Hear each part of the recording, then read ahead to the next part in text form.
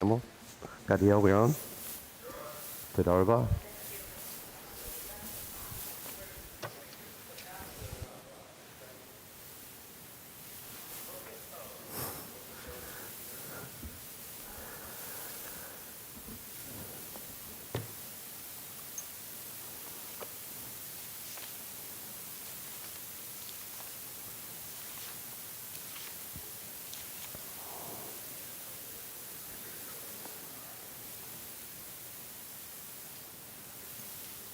Good Shabbos. We'll begin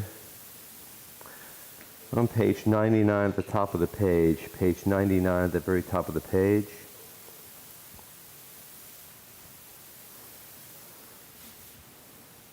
There's a small sentence which we traditionally say upon awakening in the morning. It's on page 99, and I am asking that you turn to the page so you can see it. And if those joining in at home have a Siddur, please turn to page 99, because we need to take hold of this one sentence.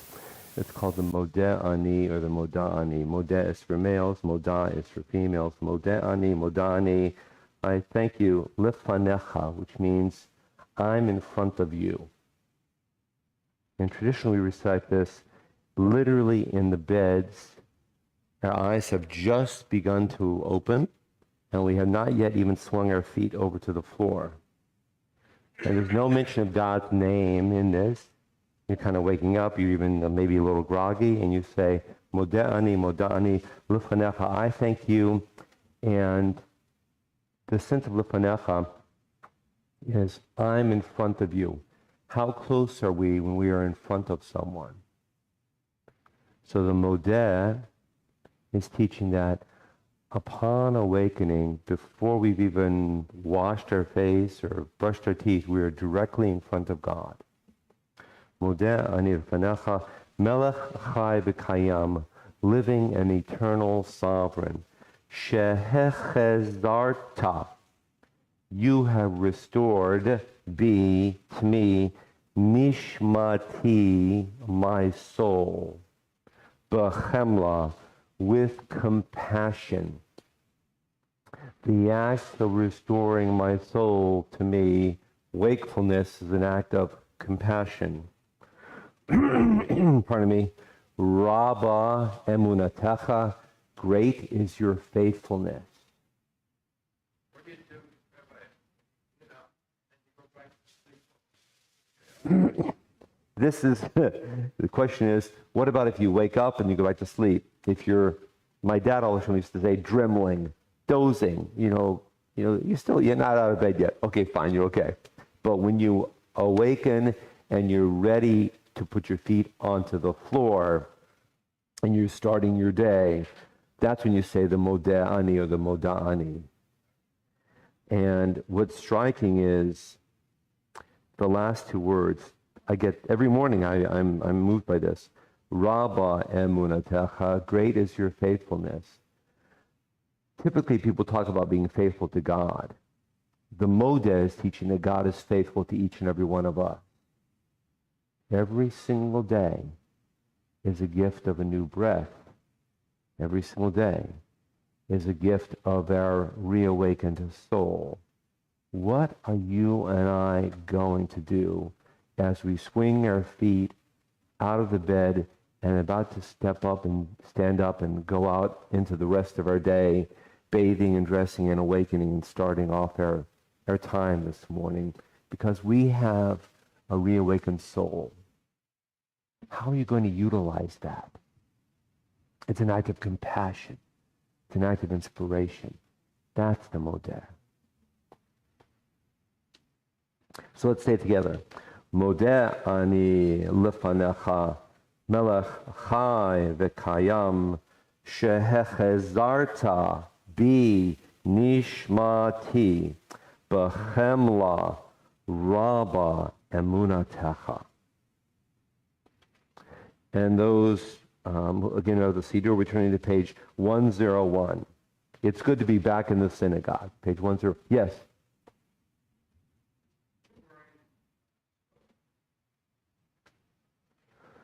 Restoring my soul, keeping me alive. They're,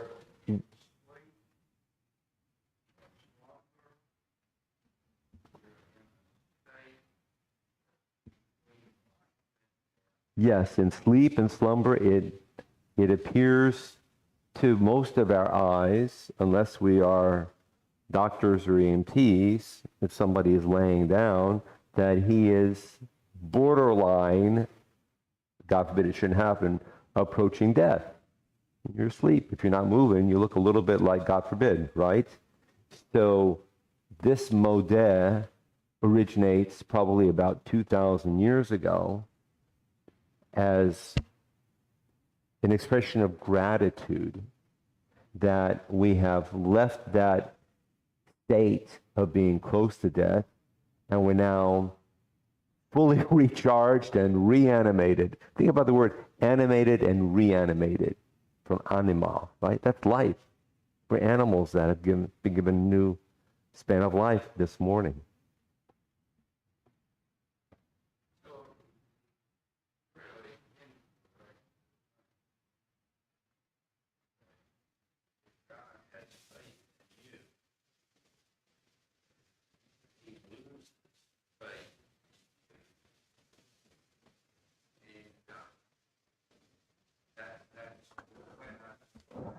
No, I would not say that. No, I would not say that. No.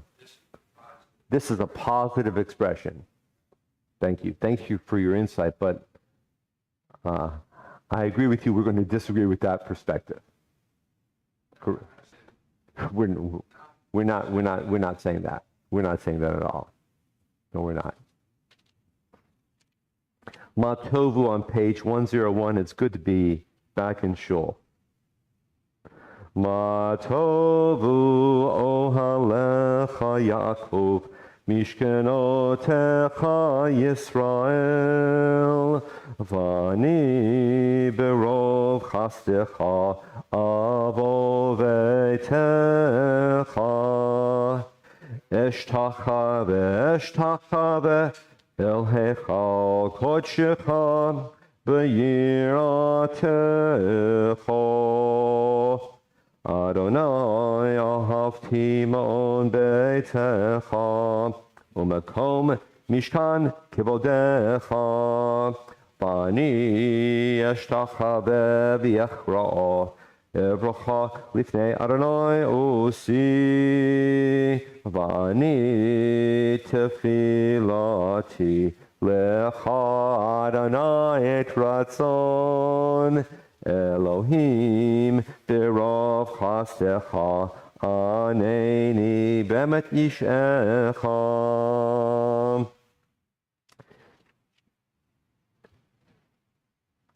On page 102, and thereafter the Birchot HaShachar, on 102 we have the bracha for putting on a talit. If you haven't yet said the bracha for putting on the talit, you're invited to join me. We rise, it's lehita teif b'tzitzit, and then 103 Birchot HaShachar. So 102, Lahit Ateif Batzitzit for putting on the talit. Baruch atah Adonai Eloheinu melech haolam asher kitshanu b'mitzvotav v'tzivanu. Lahit Ateif Batzitzit.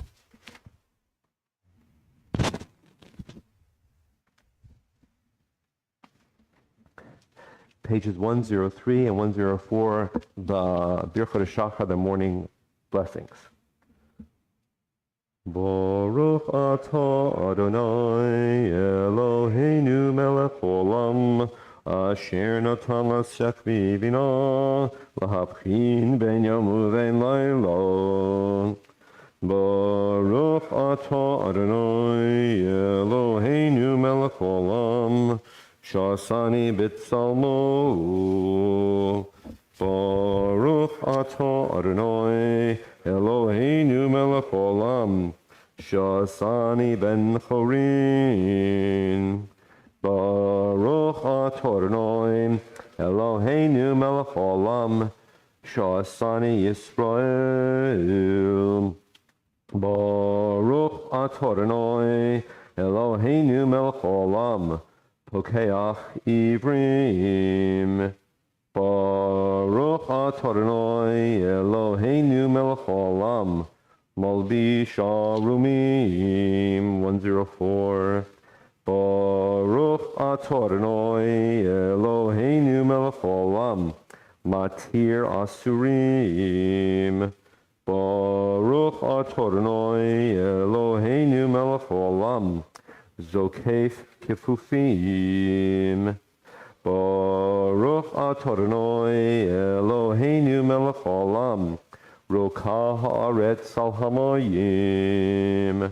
Baruch atah Adonai Eloheinu melech haolam, hamechin mitzadei gaver. Baruch atah Adonai Eloheinu melech haolam, sha'asa likol tzarki.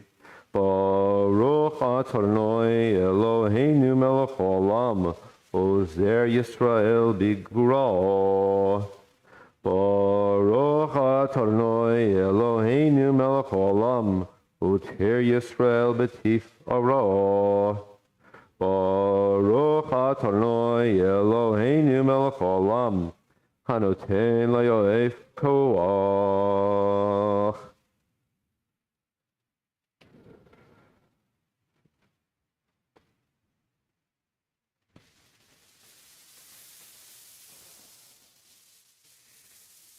Uneinu ayom l'chol, yom l'cheinu chesed rachamim, b'nech v'nech horeinu v'tigmelenu chasadim tovim, Baruch atah Adonai, gomel chasadim tovim l'mo Yisrael.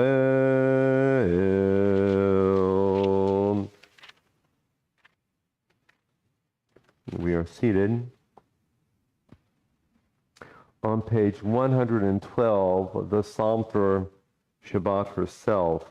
Interestingly, there's a little bit of a discussion amongst the grammarians. Is the word Shabbos a masculine noun or a feminine noun?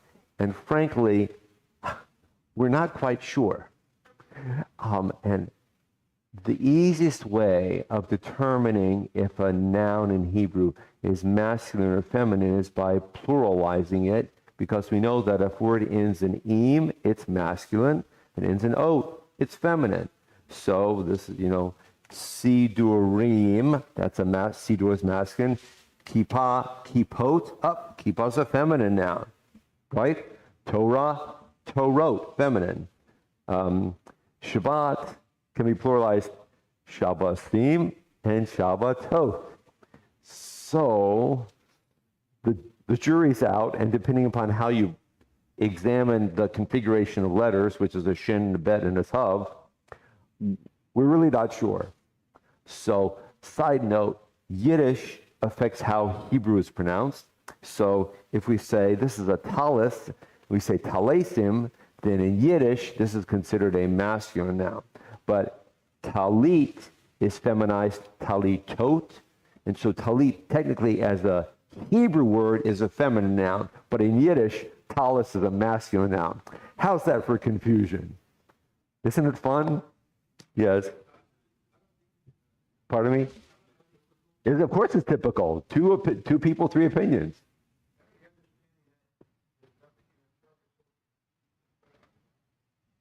You're right. There's no mention in the Torah anywhere of putting on a yarmulke or covering one's head. You're exactly right. And you won't find the word yarmulke, which is Russian, late, obviously, anywhere in the Talmud. You won't really find the word kippah, I don't think. You'll find another word, which is 2,000 years old. It's called kisui rosh, covering one's head. And that is 2,000 years old. And the practice is that men, for Torah study, which then is extended into prayer, need to cover their heads. But it doesn't say how. So it would have been any kind of a headgear or headdress or a hat that was fairly typical and customary in Israel a couple of millennia ago. And over the course of centuries, depending upon where we Jews lived, headgear changed. And so obviously in certain parts of medieval Europe and coastal Africa, the northern coast especially, Jews wore turbans for hundreds of years. And then, a hat would work. And what you and I call the kippah, which is a skull cap, probably originates in France and Germany in the 1500s, based upon male headdress that was fairly common in France and Germany at that stage. So we've adopted norms and conformed those norms to our needs. Side note, and then we'll continue. If you're familiar with those very strange, beautiful, elaborate high-rise yarmulkes from Bukhara, which are very decorative and ornamented and beautiful stitching, and they sit kind of up high, Bukharan Jews wear that headpiece, but that is fairly typical of men's headpieces in certain parts of Bukhara, Uzbekistan. So we take hold of something and then we make it our own.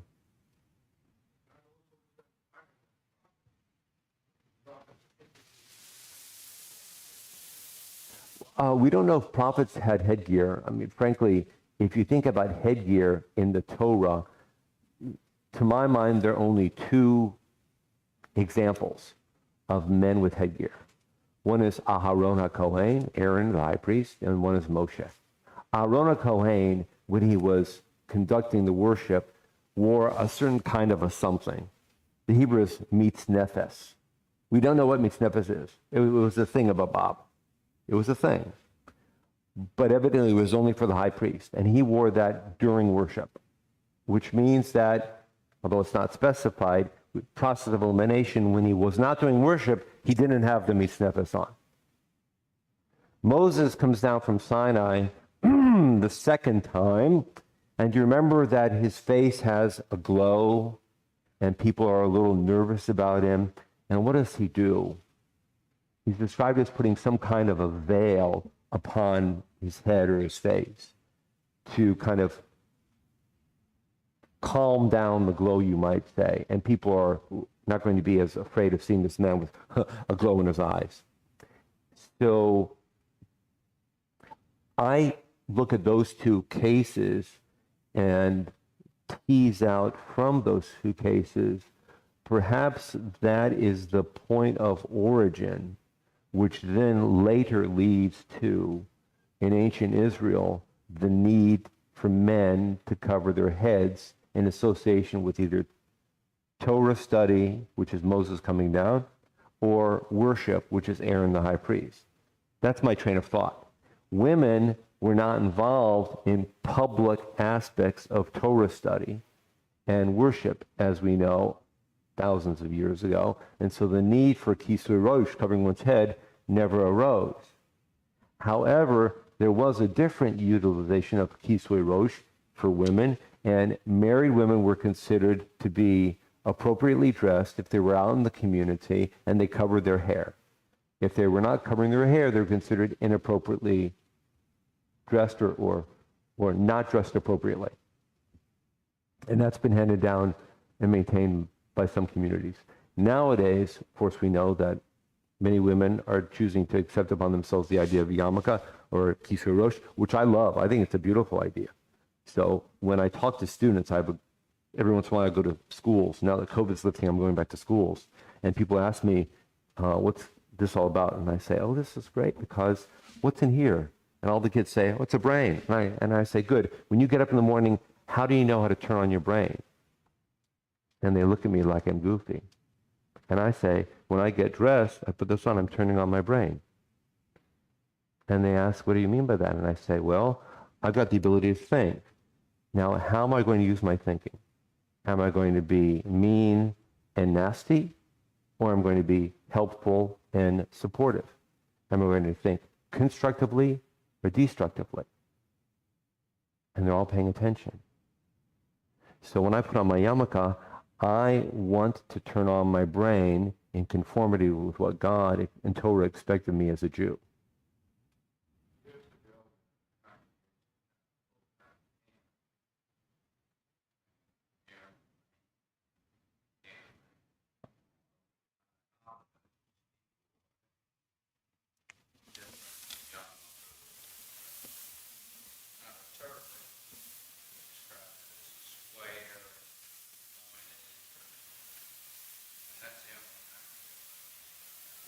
Exactly right. He was turning his head on for a higher purpose, because it was Rosh Hashanah and Yom Kippur. Psalm for Shabbat on page 112. Mizmor shir liyom ha-Shabbat, tov l'hodot l'Adonai, ulezamer l'shimcha elyon, ulezamer l'shimcha elyon, lahagid v'boker chastecha, ve'emunatcha b'leilot, alei asor v'alei navel, alei higayon bechinor, mismor shir liyom ha-Shabbat, tov l'hodot l'Adonai, ulezamer l'shimcha elyon, ulezamer l'shimcha elyon, ki simachtanenoi b'folecha, b'maaseh yadecha aranein, Magalu Masecha Adonai Mod Amku Machshavotecha Mizmor Shir Liyom HaShabbat Tov Lodot L'Adonai Ulezamer L'Shimcha Elyon Ulezamer L'Shimcha Elyon. You gladden me with your deeds, Adonai, and I shall sing of your handiwork. How wonderful are your works, Adonai! How subtle your designs! The arrogant do not understand. The fool does not comprehend this. The wicked flourish like grass, and every evildoer blossoms, only to be destroyed forever. But you, Adonai, are exalted for all time. Surely your enemies, Adonai, surely your enemies will perish. All who commit evil will be scattered. As a wild bull raises up its horn, you raised my head high, anointed it with fresh oil. As my enemies gather against me, my gaze remains steady, for my ears listen and hear. The righteous flourish like the date palm, thrive like a cedar in Lebanon, planted in the house of Adonai. They flourish in our God's courtyard. In old age they remain fruitful, still fresh and bountiful, proclaiming, Adonai is upright, my rock in whom there is no flaw. On page 113, we have a psalm. And as you know, there are 150 psalms in the Bible. Each one is numbered. This is labeled LeDavid Adonai Ori V'Yishi Mimi Ira. I suppose there are some who say, oh, it's the month before Rosh Hashanah. It's time for Psalm 27. I can never remember numbers, folks. That's why I'm not a math guy. But I know that it's the month before Rosh Hashanah. It's Elul, and it's time for LeDavid Adonai Ori V'Yishi. That's the psalm. Every morning and every evening, traditionally we recite this psalm. This psalm is trying to open our minds and touch our hearts as we're about to open a whole new year in a few weeks. How will we see ourselves individually and in terms of a connection with God? That's the purpose of LeDavid Adonai Ori V'Yishi. And so, slowly, just the upper third, the first third until that little red ink on the English side. Adonai is my light and my help. Whom shall I fear? Adonai is the stronghold of my life. Whom shall I dread? When evil people assail me to devour my flesh, my enemies and those who besiege me, it is they who stumble and fall. Should an armed camp be arrayed against me, my heart would show no fear. If they were to go to war against me, of this I would be sure. One thing I ask of Adonai, this is what I seek, to dwell in the house of God all the days of my life, to behold God's peacefulness, and to pray in God's sanctuary. So how do we open the door into the upcoming year? In a number of ways. But one is that if there are mortal threats out there, realize that the psalm is saying that God is in your back pocket, your front pocket, your side pocket, all around you. God has you covered. That's how we prepare for Rosh Hashanah and Yom Kippur.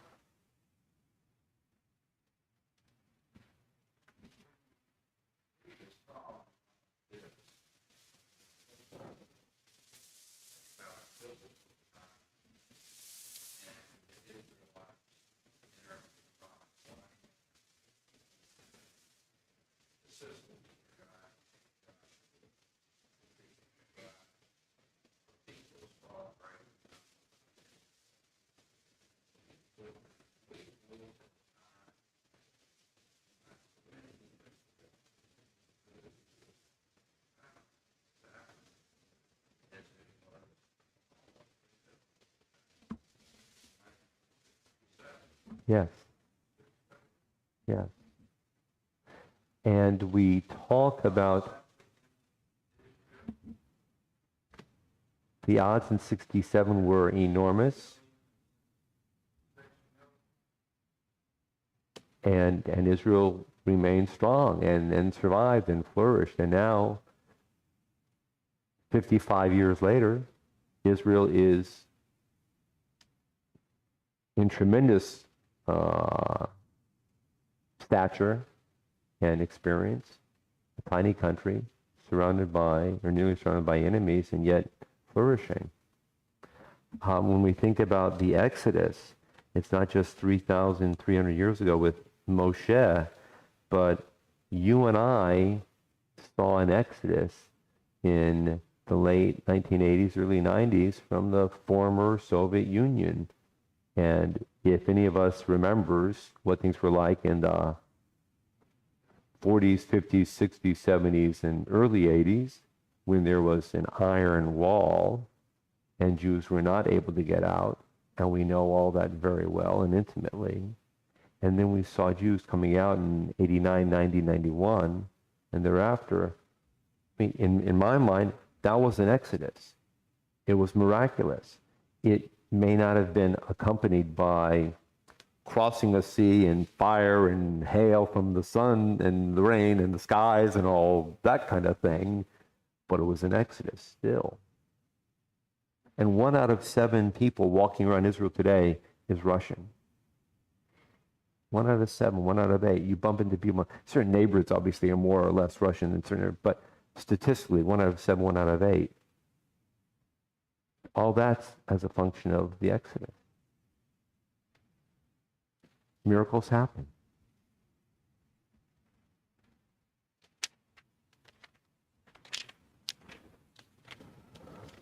The Baruch Shamar on page 122.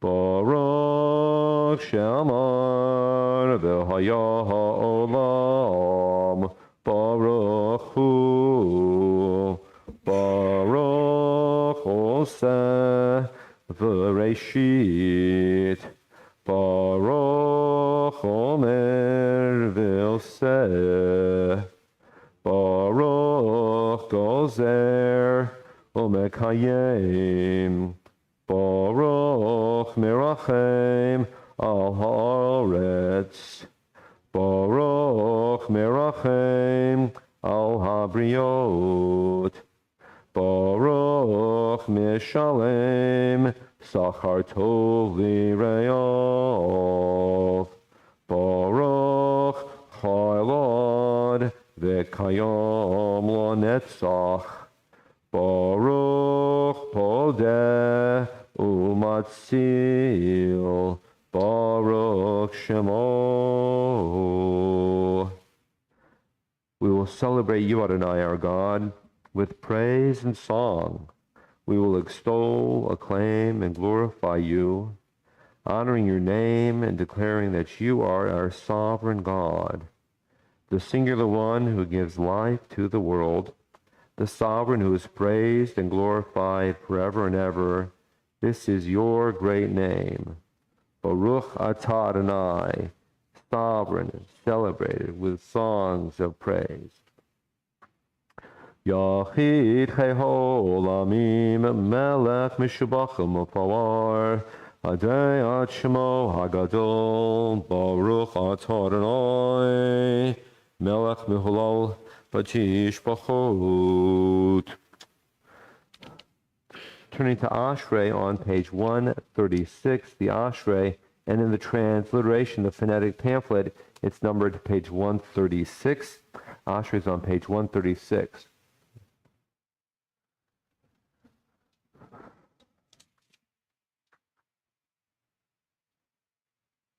Ashrei Yoshvei Beitecha Ud Yalucha Selon Ashrei Shekachalo Ashrei Sharonoi Elohov Tila David Aromim Kolohai HaMelech Va'avarcha Shimcha Leolam Voed B'chol Yom Avarchecha Va'ala Shimcha Leolam Voed Gadol Adonai Malol Meod V'lig Dulato En Cheker Dor Lador Yeshabach Masecha Ugburatecha Yagidu Hadar Kavod Hodecha V'divrei Niflotecha Asicha Be'ezuz Norotecha Yomeru Ugadul Atacha Saprano Zecherav Tubacha Yabiu V'tzid Katacha Yeranenu Chanun Rachum Adonai Erech Apayim Udol Chased Tov Adonai Lakol Rachamav Al Kol Ma'asav Yoduch Adonai Kol Ma'asecha V'chasidecha Yevarchucha Kavod Malchutcha Yomeru Ugavoratecha Yedaberu Lohodia Livnei Hadam Gevurotov Uchavod Hadar Malchuto Malchutecha Malchut Kol Olamim Umem Shaltecha B'chol Dor Vador Somech Adonai L'chol Hanoflim V'zokef L'chol Hakfufim Enei Chol Elecha Yesaberu V'ata Noten Lahem Et Achlam B'ito Poteach Et Yadecha Umaspia B'chol Chai Ratzon Shadik Adonai B'chol Dirachav V'chasid B'chol Ma'asav Karov Adonai L'chol Korav L'chol Asher Yikra'uhu Ve'emet Ritzon Yireyav Ya'aseh Yet Shabbatam Yishma V'yoshiem Shomer Adonai Et Kol Ohavav V'et Kol Harashaim Yashmid Tilat Adonai Yidaber Pi Vivarech Kol Basar Shem Gachal Elam Voed V'anachnu Nevarech Yah Me'atav Yad Olam Hallelujah.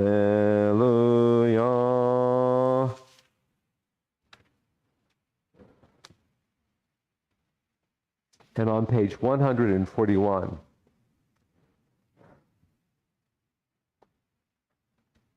at the top of the page, Hallelujah El B'Kodsho, Hallelujah Birkiya Uzo, Hallelujah V'Gvuratav, Hallelujah Kerov Gulo, Hallelujah B'Tekka Shofar, Hallelujah B'Nevel V'Chinor, Hallelujah B'Tofu Machol, Hallelujah B'Mini B'Yogav, Hallelu, hallelu, v'tzil tzilei shoma. Hallelu, hallelu, v'tzil tzilei shoma.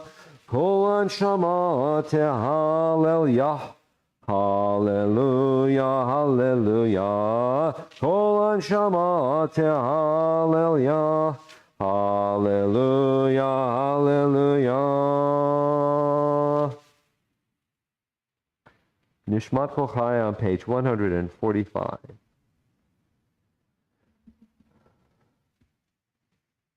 Nishmat Kol Chai Tevarech et Shimcha Adonai Eloheinu. Looking at the English, the soul of all that lives praises your name, Adonai our God. Let's stop there for a moment. We began this morning with the Mode'ani, or the Moda'ani, reminding us that every time we awaken, we start a brand new day. We are gifted once again with a soul. And if you ask me what a soul is, I have no idea. Because I've never seen one, never felt one, but I think I've been in the presence of people who are bringing forth a sense of godliness. And in my own mind, I have this little quirky idea that I think the soul is a very small mirror of God. That's what I keep inside myself, that I possess a very small mirror of God, as does everyone else in the world. And I don't know if philosophers or theologians will agree with me or not, but it works for me. And so when I awaken in the morning and I say to myself, I mirror God in a certain very small way. And now I look at Nishmat Kol Chai, which reminds me that Kol Chai, every human being, mirrors God. And that's how I prepare myself for Baruch Hu and Shema. And Baruch Hu and Shema are specifically and uniquely Jewish, but Nishmat Kol Chai, that every human being on this earth mirrors God or can mirror God, is universalistic. The way that I get into the zone of thinking about Baruch Hu and Shema and Jewishness is first by taking stock that every person on this planet mirrors God.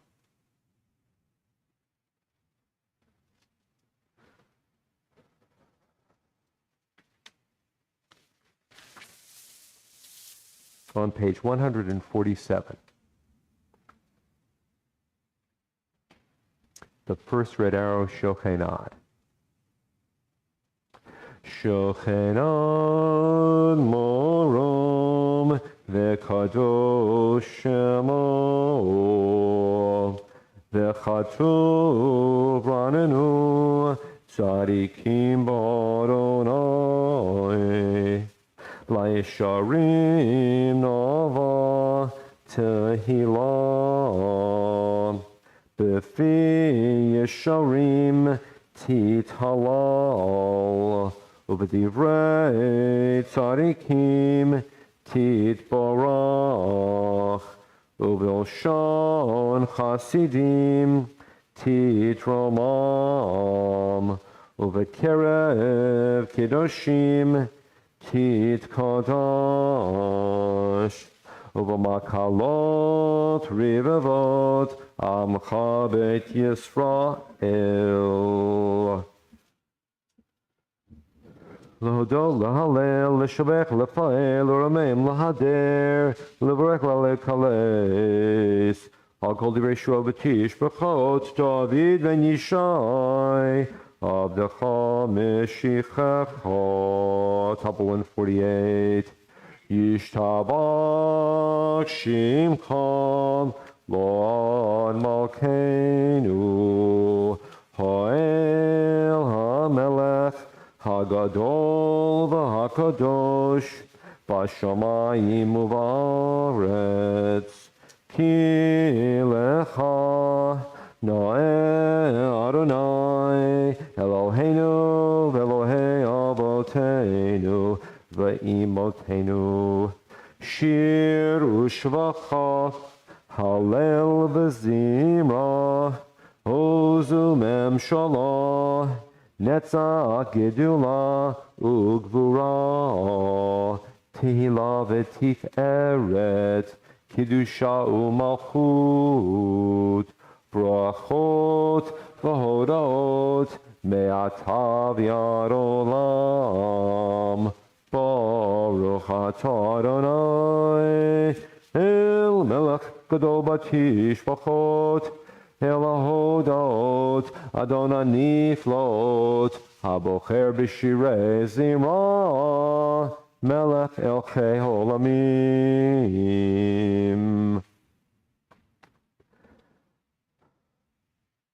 Yitgadol v'yitkadash shemei Rabbo, B'yomod yivrach yirtei v'mifachotei, B'chayechon v'yomechon u'chayerecho be'Yisrael, B'agala v'zman kariv v'miru, Amen.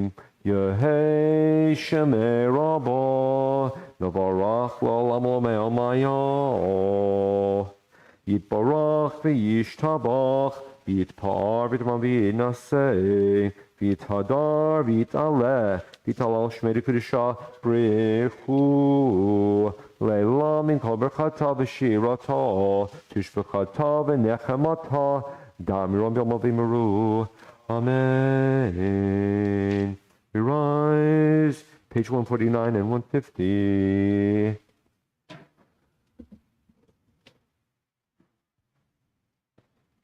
Baruch hu et Adonai hamevorach.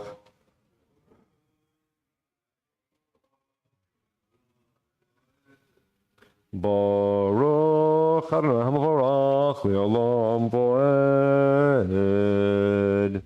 Baruch atah Adonai Eloheinu melech haolam, Yotzer or uvarech choshech, Oseh shalom, uvarech et hakol.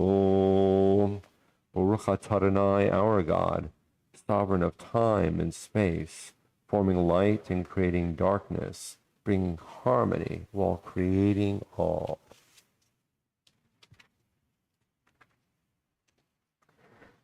As we're seated, we're turning to page 153.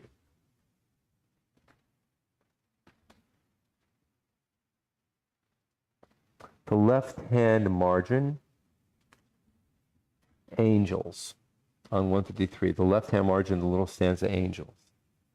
The Hebrew word for angel is malach, which also means messenger, one who is sent, unsuspecting and unaware, consumed by their own plans and itineraries, busy at work on their own schemes. Stop. And that's a poem, but let's back up for a moment. An angel, as described in Torah, goes forth on a mission, and once that mission or the task has been performed, disappears, ceases to exist. But no real loss, because an angel is not alive, at least not like you and me. So, now, let's skip ahead, eliminating that poetry, and ask yourselves, do we see ourselves as being on some type of a divine mission? What is our God's mission or task in our lives? We have an advantage over angels because we're alive. We have will, we have choice, and we also have Torah. What will be our life's mission beginning this day and moving forward? We have an advantage. Even angels don't have it because we have will and choice.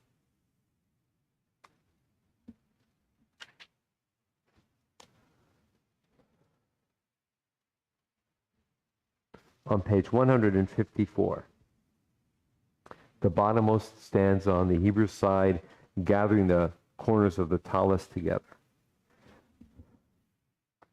V'havienu l'shalom kanpot haaretz v'tolichenu komemiut le'artzenu ki el poel Yeshua tatam uvanu v'charta mikolam v'lashon v'keraftanu l'shimcha hagadol selam bemet l'hodot l'cham ol yachercha be'ahava baruch atah Adonai habocher b'amo Yisrael bi'ahava. 155. Shema Yisrael Adonai Eloheinu Adonai Echad.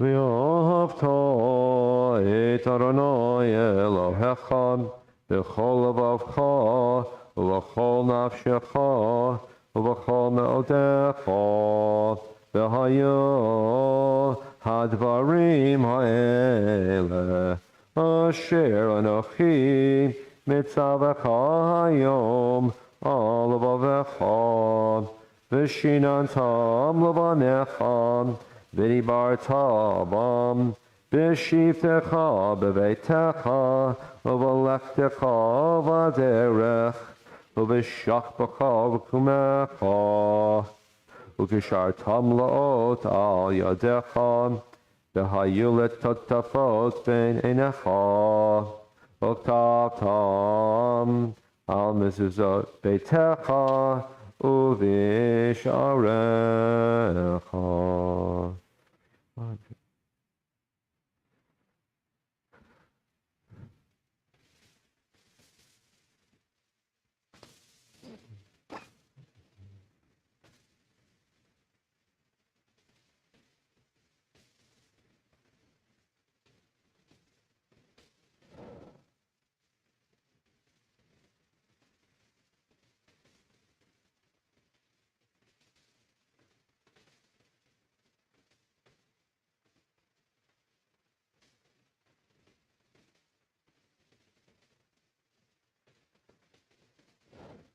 The middle of 156. Vayomer Adonai el Moshe lemor taber el bnei Yisrael dvar taliim v'yasu lahem tzitzit al kanfei vigdehem l'dorotam v'natnu al tzitzit hakanaf patil techelet v'yalachem l'tzitzit Uritem oto, uzchartem et kol mitzvot Adonai, vasitem otam, lo tatoro, acharei levavchem, v'acharei enechem, asher atem zonim achareihem, l'man tizkaru, vasitem et kol mitzvotai, v'item kedoshim leloechem, tani, Anolechem, asher otzeiti etchem me'eretz Mitzrayim li'yot lachem le'Elohim, ani Adonai Elohechem, Adonai Elohechem emet.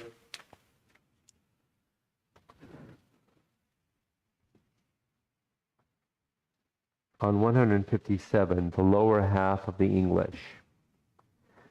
You were always the help of our ancestors, a shield and deliverer for their descendants in every generation. You abide at the pinnacle of the universe. Your judgment and your righteousness extend to the ends of the earth. Blessed are the ones who attend to your mitzvot and place your teaching and words on their hearts. Truly, you are the ruler of your people, a mighty sovereign, who takes up their cause. Truly, you were at the beginning, and you will be at the end. Aside from you, we have no ruler who can redeem and deliver.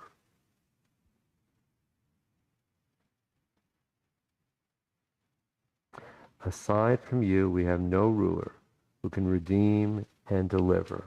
And that's the preparation for Michamocha and the Amida, reminding us that there's something far beyond human power and human strength and human capacity which set the universe in motion, grander than the universe. It's responsible for the universe, plus who knows what else out there. And you and I have a personal relationship with them. We call that by its first name. Say, hi God, how you doing? I need some help. That's the purpose of Micha Mocha and the Amida. Within the community, the individual's voice calls out. On page 158.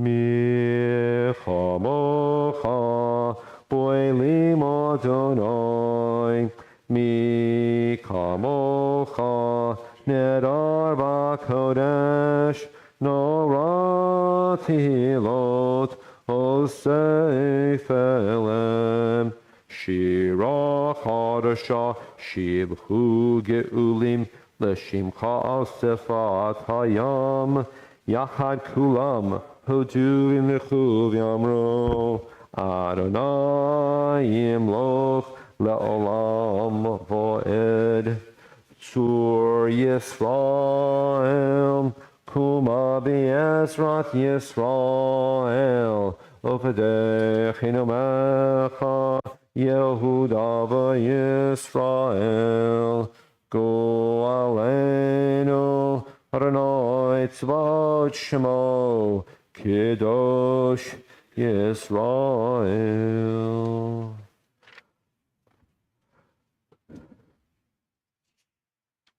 Beginning on 159, 160, and 161, chanted aloud as a group, and thereafter we continue in silence until 166, or offering a personal and private prayer.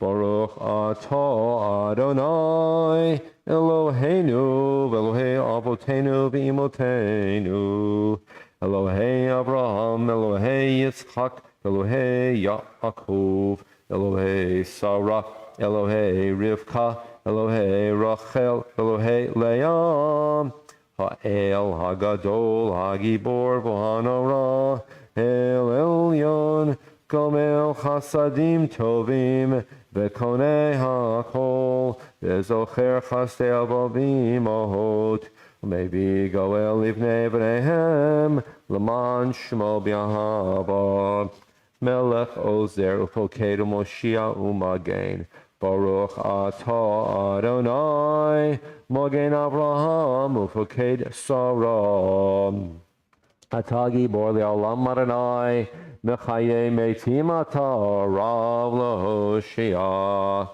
Mechakel Chayim B'Chesed Mechaye Meitim B'Rachamim Rabim Somech Noflim V'Rofei Cholim O Matir Asurim O Mekayim Emunato Lishenei Afar Micha Mocha Ba'al Gevurot O Midam Melach Melech Meimit O Mechaye Umatmiach Yeshua B'ne'eman Atalach Hayod Meitim Baruch atah Adonai Mechaye HaMeitim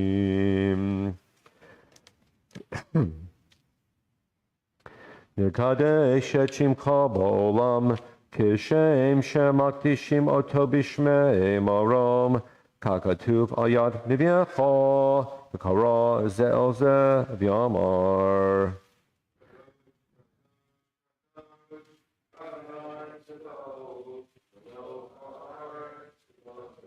Kadosh, Kadosh, Kadosh, Adonai Tzavot, Melech Haaretz Kvodo. Oz b'kol rash gadol, adir b'chazak, mashmim kol, minasim leomat serafim, leomatam baruch yameru.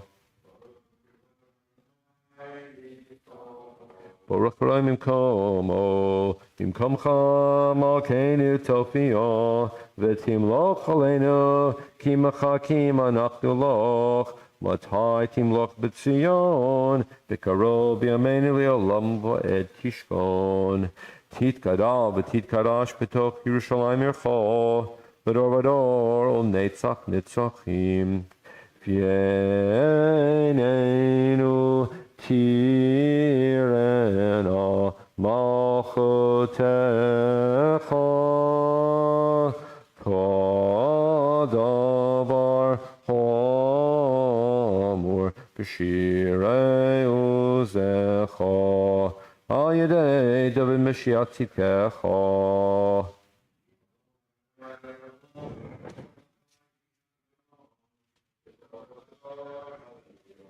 Yimloch Olam al Hayach Tzion, V'dor v'dor, Hallelujah.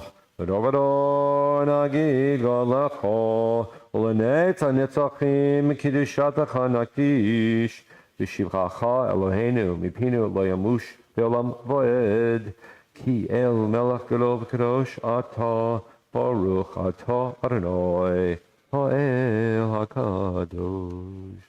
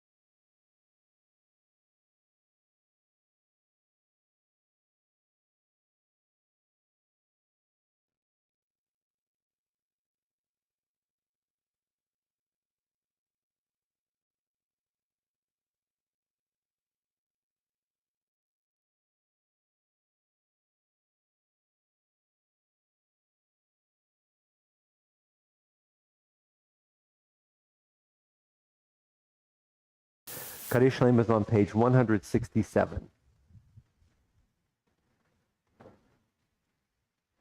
Yitkadal v'yitkadash shemei rabo, Almighty record Amen.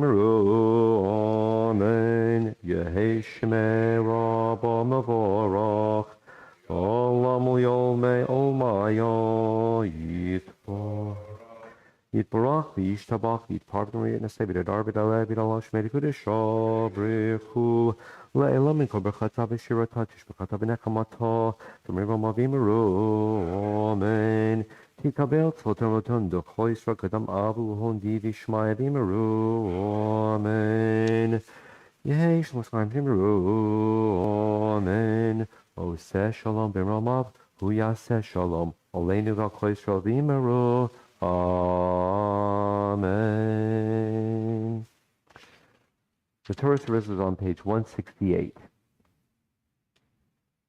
Vein kamocha bo Elohim Adonai v'yin k'masecha malchut echa malchut kol olamim u'memshaltecha b'chol dor v'ador Adonai melech Adonai malach Adonai yimlach le'olam voed Adonai oz lamo yitein Adonai yevarech etamo b'shalom avarachamim heitiv avirzoncha et Zion Timnech Chomot Yerushalayim Timnech Chomot Yerushalayim Kivecha Levad Vatachnu Melech Elram V'Nisa Adon Olamim. Please rise.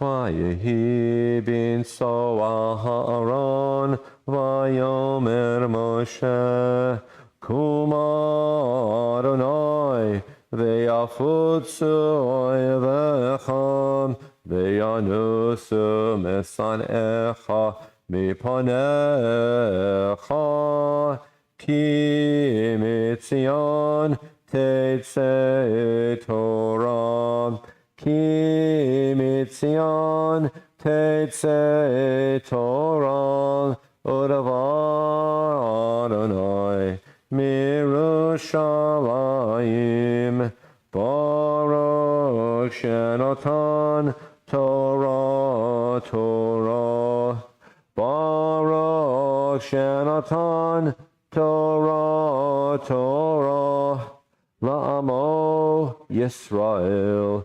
B'kedushato. On page 171, in a moment, the Shema, as the Torah is exiting the ark.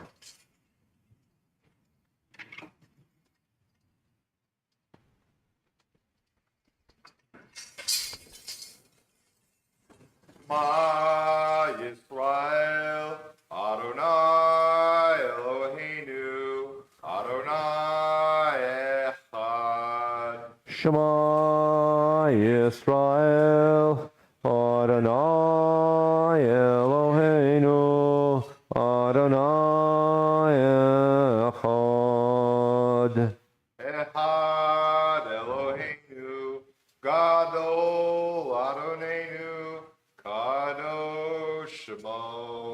Echad Eloheinu, Gadol Adonenu, Kadosh Shemo. Gadol Adonai Tenu Ramama Shemo Yaakov.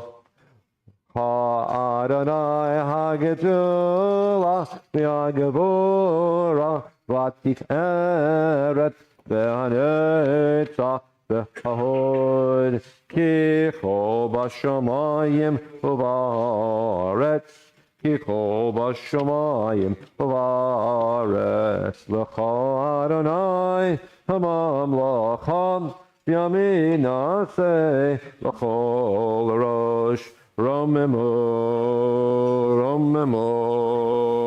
Adonai Eloheinu Ve'ishtachchavu lahadam raglav kodoshu Romemu Adonai Eloheinu Ve'ishtachchavu lehar kodsho ki kadosh Adonai Eloheinu. Shabbat Ariel.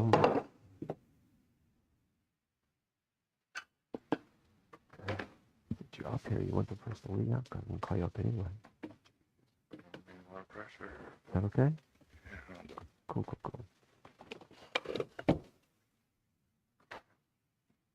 Somebody close the call. No. You're the man. You are the man. The Torah reading today begins on page 1099 in the Chumash, page 1099. The name of this parsha is Shoftim, which means judges in ancient and modern Hebrew. This refers to judges. The second word that opens this parsha is Shotrim, which in modern Hebrew is a police officer. The majority of this parsha is a directive by Moses to the Israelites. Upon your entry into the promised land, you're going to need to establish a system of justice with courts and enforcement. And there's a great deal of detail given to how to interview witnesses and, we would say, bring evidence to the court, you might say. Starting at this stage and then moving further into future Jewish time, Israelite law or Jewish law has always placed a preeminence upon courtroom procedures and protocols and justices and having the proper institution. One difference, as opposed to, let's say, with American law, is that there were no juries. In the ancient days and then in the less than ancient days, 3,000 to 2,000 to 1,000 years ago, there were panels of judges. And depending upon the event that was being examined, there would be fewer or greater numbers of judges. And the judges, depending upon the circumstance, had full authority to interview witnesses. And so what you and I would call examination, or not really interrogation, but interview, was not done by a prosecuting attorney and a defense attorney.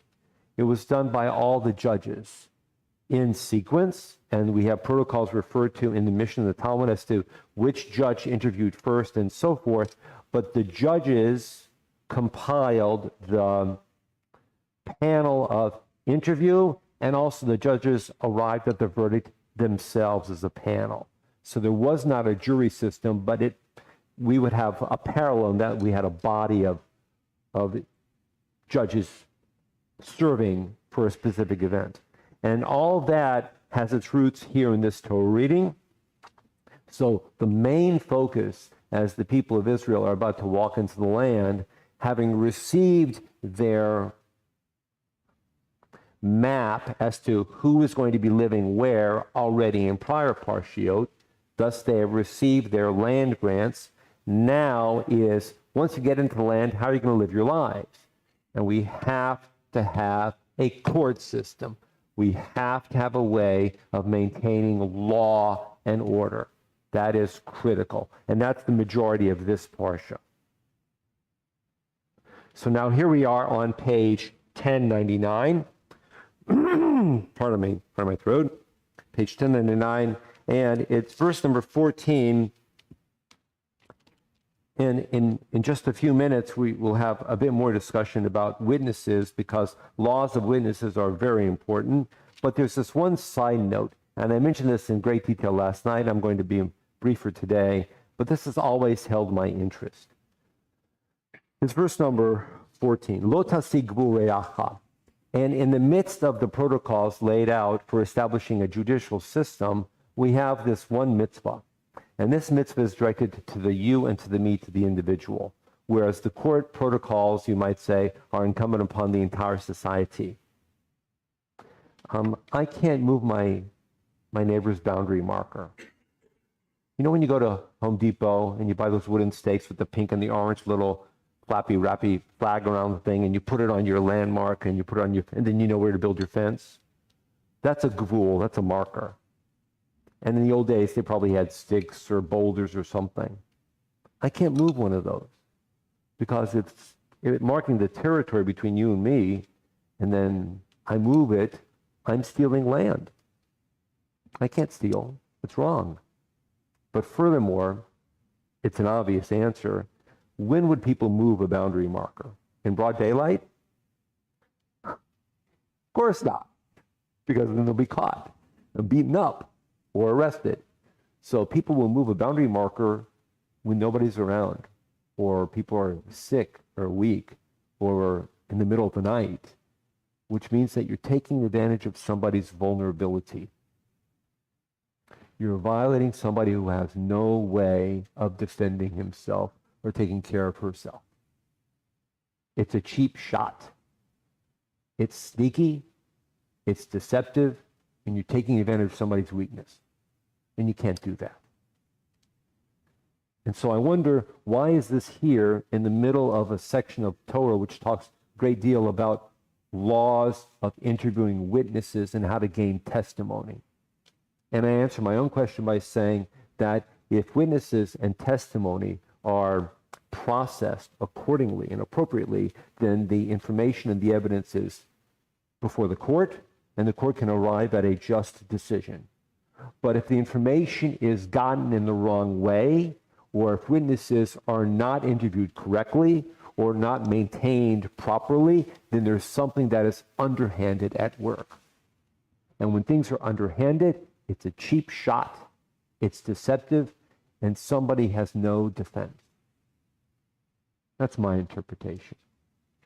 And in a moment we'll have the Aliyah itself, but then look at page 1100, which is still in this first Aliyah, on page 1100. Pardon me. A single witness may not validate against any person any guilt or blame for any offense. Jewish law requires at least two witnesses, shnei edim or shlosha, 2 or 3.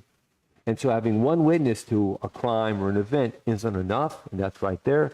And if a society, such as our emerging society, were to say one witness is enough, that's a cheap shot.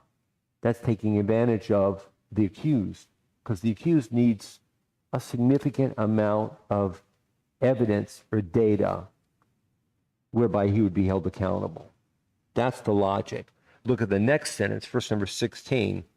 If a man appears against another to testify maliciously and gives false testimony, okay, and now we have elements of, bad witnesses. And the Torah is very focused on eliminating the possibility of bad witnesses, and that's why judges have to interview witnesses in a very specific way. And later we see this expanded in the Mishnah and in the Talmud, wherein when witnesses are brought in, they're kept separated, and testimony given for court protocols is maintained separately. And witnesses are supposed to be kept separate as long as possible and as much as possible, so they can't collude, you might say, or conspire.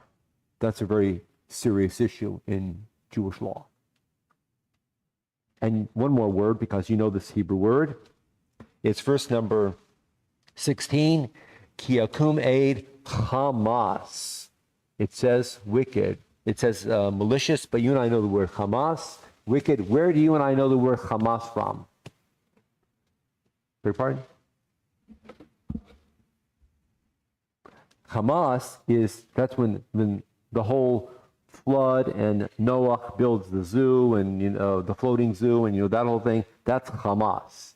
And the world is, falling apart and there's this wickedness that needs to be removed. But we also have the word Hamas appear in a few other places. And of course, it's purely coincidental that the Hebrew word for wickedness and lawlessness and absolute filled with corruption corresponds to the word Hamas in Gaza, which is a happenstance. That's an Arabic abbreviation.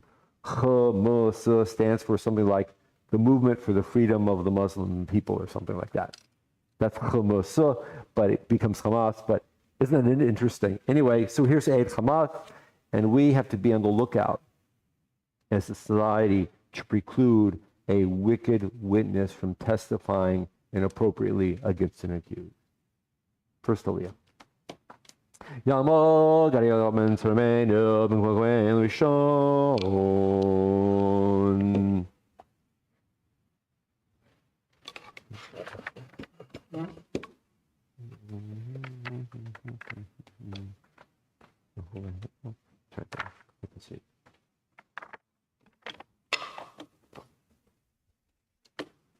Bahu et Raya Bra. Baruch Hanai Baruch Olam Goed. Baruch Adonai Eloheinu melech haolam asher b'chabanu makol ha'amim v'natan lanu et Torato Baruch atah Adonai noten haTorah. Amen.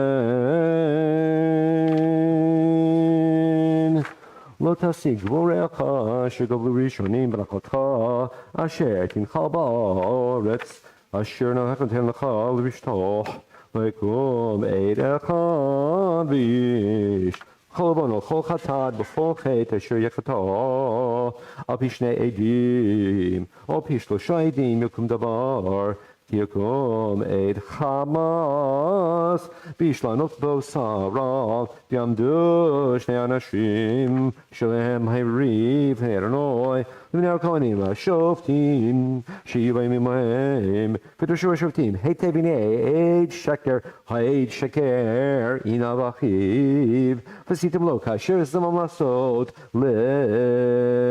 אחאב ויראת רע מקרבך ונשארים ישמעו ויראו לא יוסיפו לעשות עוד כדבר הרע זה בקרבך תחוסנך נפש בנפש עין בעין שן בשן יד ביד רגל ורגל.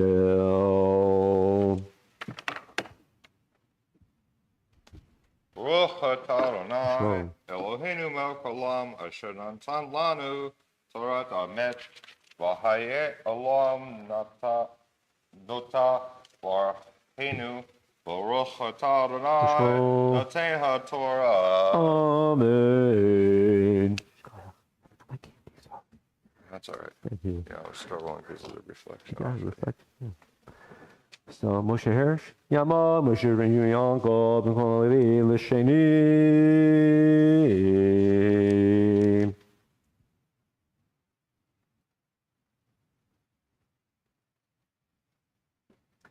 Beginning on chapter number 20, it's the first passage of chapter number 20, and this little section now continues on and talks about in the need of conducting warfare, and the word I think that connects this is the word shotrim, which means officers.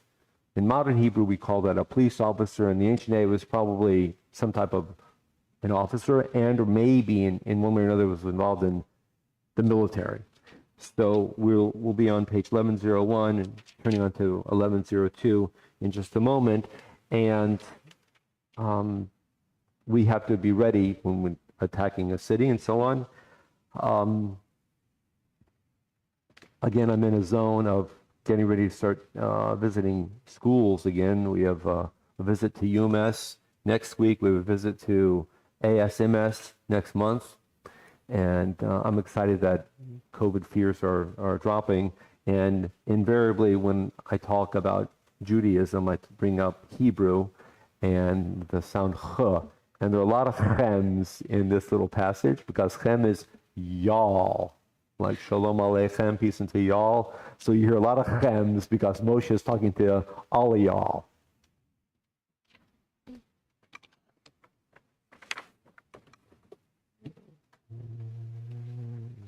Okay.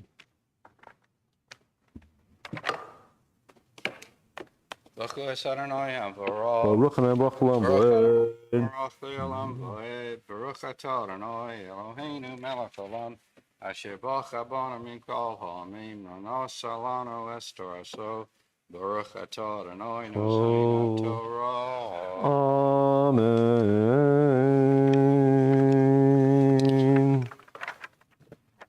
Yitei lemilchama oivecha Beritasus Rechav Amra Mimcha Lo Tira Mehem Ki Adonai Imach Hamacha Meretz Mitzrayim Vaya Kekorva Chemel Melchama Nigash Kohen V'diber Elam V'amar Alehem Shema Yisrael Atem Krivim Hayom L'milchama Aloi Rechem Ayrak L'bavchem Al Tira'u V'al Tachavzu V'al Tarsu Mimem Kino Lechem Ha'olech Imachem L'lechem Lachem Im Oi Rechem Loshia Etchem.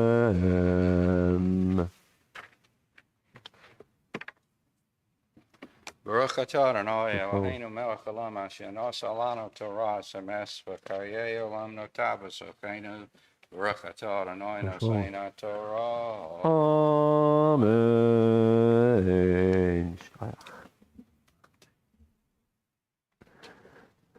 Deborah, may I call you up? Tamod Gorba Yosef Tovalei Alish Lishi.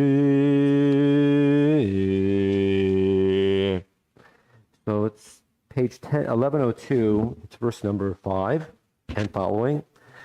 And the Kohanim, who are the worship leaders, are involved in the pre-mission report.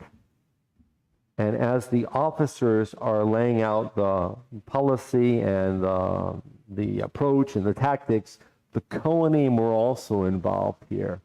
And that's interesting that the, you might say, representative of God and Torah is involved in something as terrifying and painful, but sometimes societally necessary as war, if that makes any sense. And who knows if war makes sense at all. And then here's another Torahic spin. Look at it, verses number 6, 7, 8. The directive goes out to all the Israelites.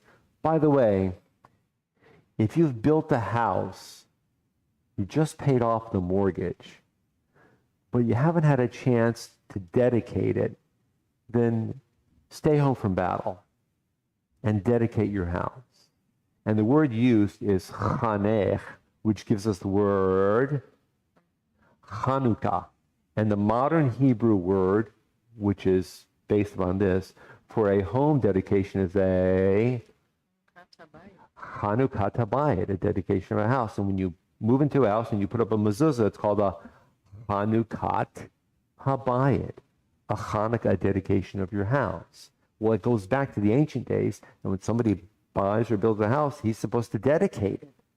You know, this is a brand new domicile, dedicate it. Well, if you just build a house, you're out of battle. You have a permission slip to go home and dedicate your house.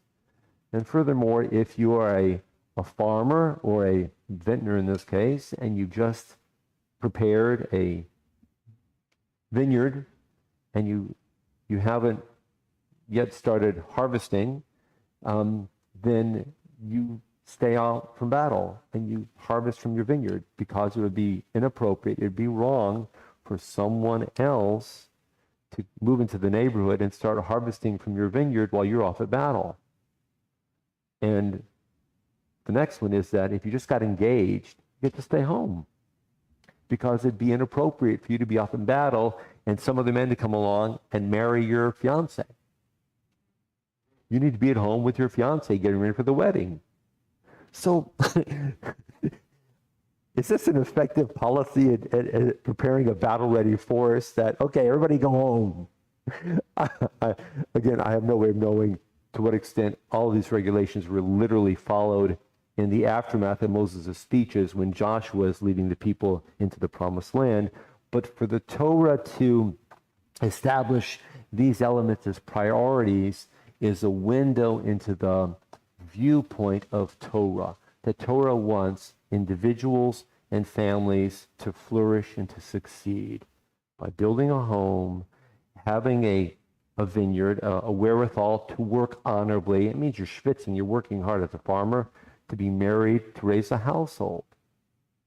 And then the last line is, and by the way, if you are terrified, stay home, because your fear is going to be spreading like a contagion to the other guys in the other foxholes. That's an outlook on Torah. And you'll see the next Aliyah has something else to say.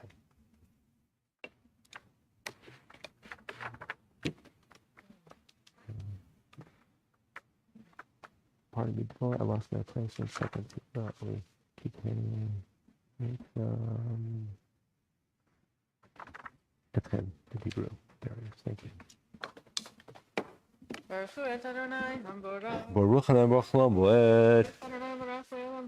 Baruch Adonai Eloheinu melech haolam asher bachar banu mikol ha'amim v'natan lanu leTorato. Baruch Adonai Shmo. Amen.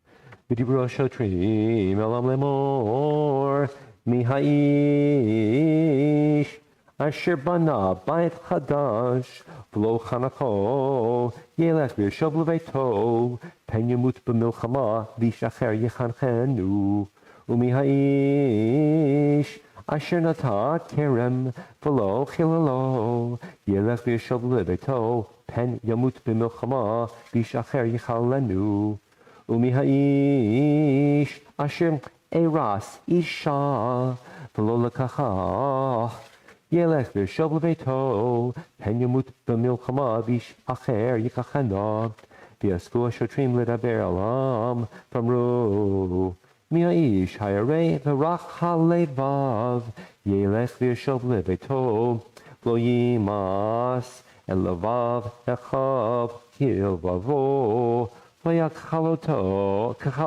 hashotrim ledaber elam ufa kedus harei tzvot berosh ha'am. Baruch atah Adonai Eloheinu melech haolam asher natan lanu Torah emet k'chayei olam nata b'tochenu. Baruch atah Adonai Shmo. Amen. What do we hear? He landed?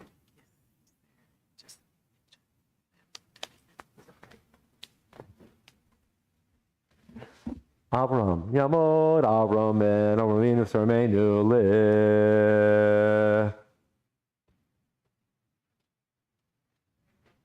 Hamishi, Ravi, yes, Ravi. Okay, thank you. Oops. Folks, let's reminder we're using the banisters. We don't want anyone to trip and fall. So the next aliyah is on page 1103.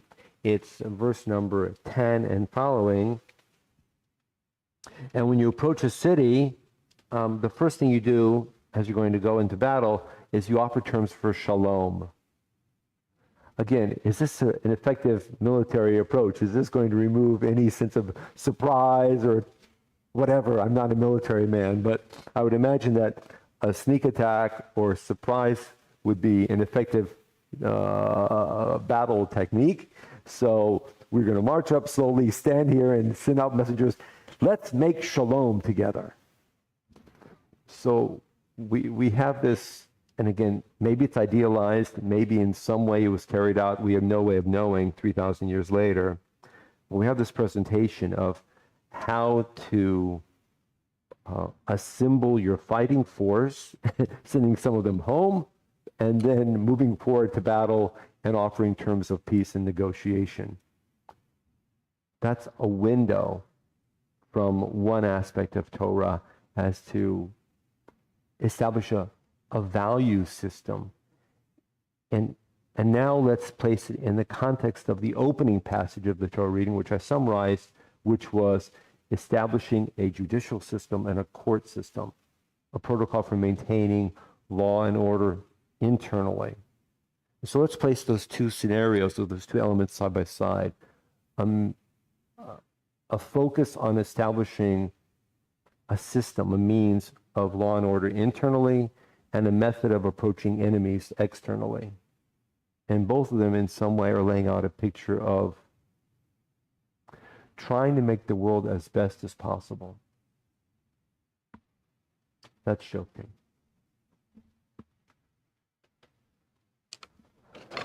Take the comments. And we're on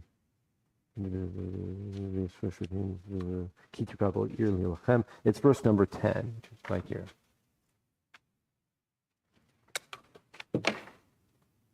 Baruch Adonai HaBarak. Baruch Adonai Baruch Le'olam Vayed. Baruch Atah Adonai Eloheinu melech haolam. Asher b'kar banu mekohanim. V'tan lanu et torto. Baruch Atah Adonai Noten HaTorah. Amen.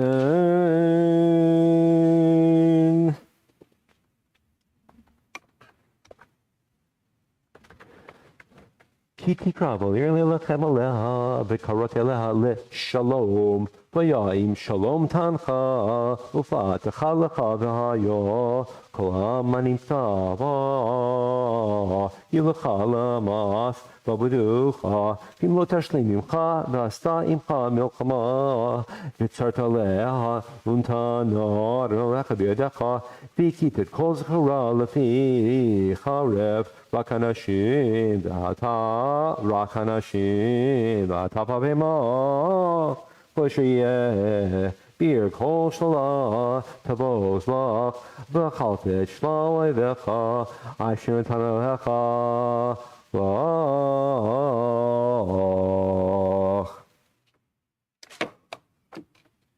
Baruch Atah Adonai Eloheinu melech haolam. Asher natan lanu Torah limed. L'chayei olam atah.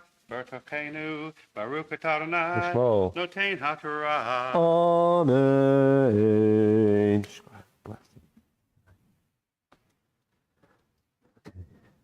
So you're Revi'i, which means we need a Chamishi. Murray, can I call you up for Chamishi? Yamod Moshe ben Yonav. Is that Chana? What's your mama's name? Chana. Yamod Moshe ben Yonav Chana le Chamishi. Titzalia is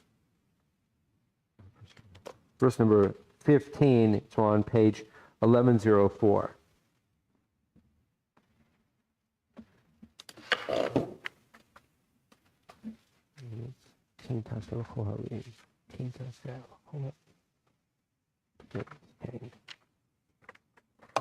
Baruch Adonai HaBarak. Baruch Adonai Baruch Le'olam Vayed. Baruch Adonai HaBarak Le'olam Vayed.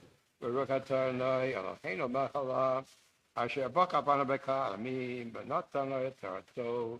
Baruch Atah Adonai Noten HaTorah. Amen.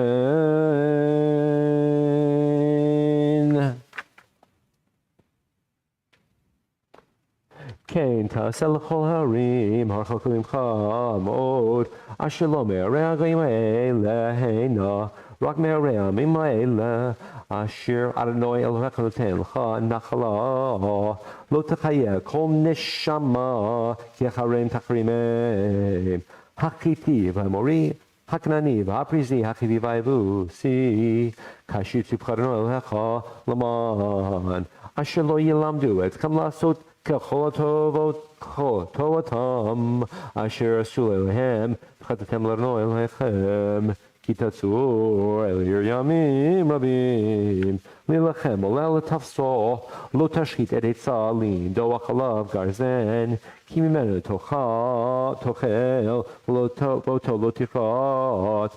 כי אדם עץ השדה, לבוא מפניך במצור, רק עץ אשר תדע, כי לא עץ מאכל הוא, אותו תשחית, וחרתו בניתם מצור על העיר אשר הוא עושה עמך מלחמה עד רידתו.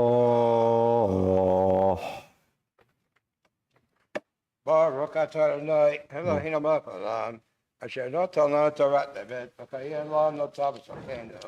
Baruch atah Adonai noten haTorah. Amen. Shkaya. Stay right here. Yamar from Moshe Bar Yaakov, Sarachel Ishi.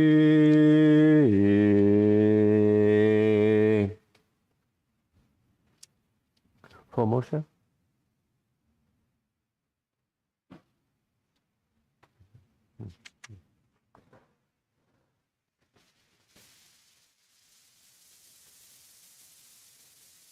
And now we're in chapter number 21.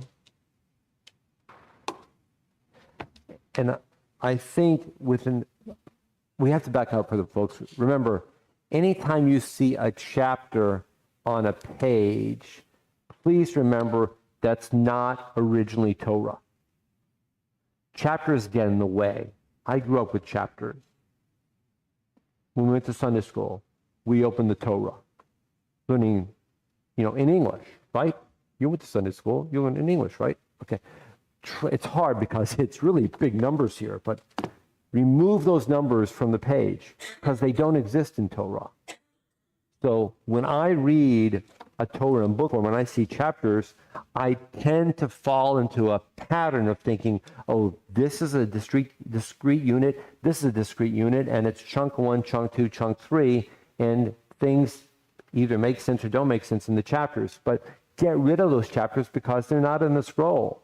What's in the scroll is a whole long blob of text. And there's no demarcation.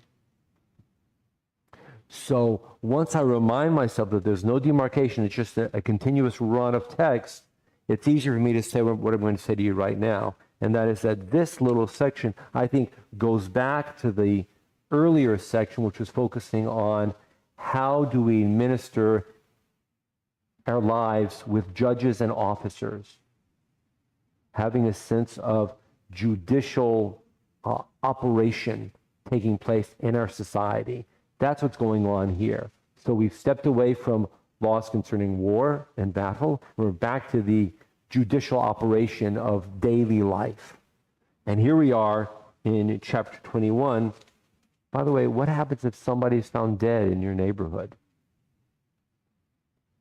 They didn't have, CSI back then, or the medical examiner. Somebody died. That's nearby. Do you just ignore it? You say, not on my watch? Well, this section of the Torah brings to bear that, yes, in some way it is on my watch. And you'll see a protocol which for X number of centuries hypothetically was operating. I don't know if it operated all the way through until the end of the Mishnah age or whatever, but it's on the books. And to me, it teaches a message of sensitivity, that when a person is found somewhere, it's not only to be on the 10 o'clock news. Something else has to happen within a society. If we don't pay attention to a death that occurred, we're losing something of our soul, of our humanity. I think that's why this passage is here in Torah. Hello.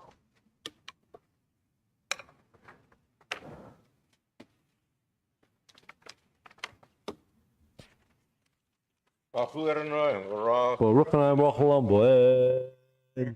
Baruch atah Adonai Eloheinu melech haolam asher bocha bonu mikol ha'amim v'notan lanu et Torato.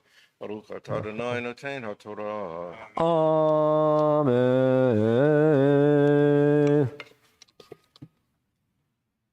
Ki yimatzeh halal b'adama asher nalecha noten lecha rishta nafal b'saneh lo noda mihikahu v'yatzu zekenecha v'shavtecha u'maradu el ha'arim asher sfiot hechalal v'yahir hakrova el hachalal v'lakhu zignei ha'ir ha'ir Iglat bakar asher lo uvad ba asher lo mishcha ba'ol Bahoridu zignei ayirahi et eglael nachal etan asher lo yabdu bo v'lo yizarab ve'arfu sham et agla b'nachal v'nikshu hakohanim b'nei Levi ki bam bachar Adonai Elohecha l'shato u'verg b'shem Adonai v'al yeh kol riv kol nega v'kol zignei ayir hahi hakuvim et hachalal yirchatzu et yedehem al egla harufa v'nachal.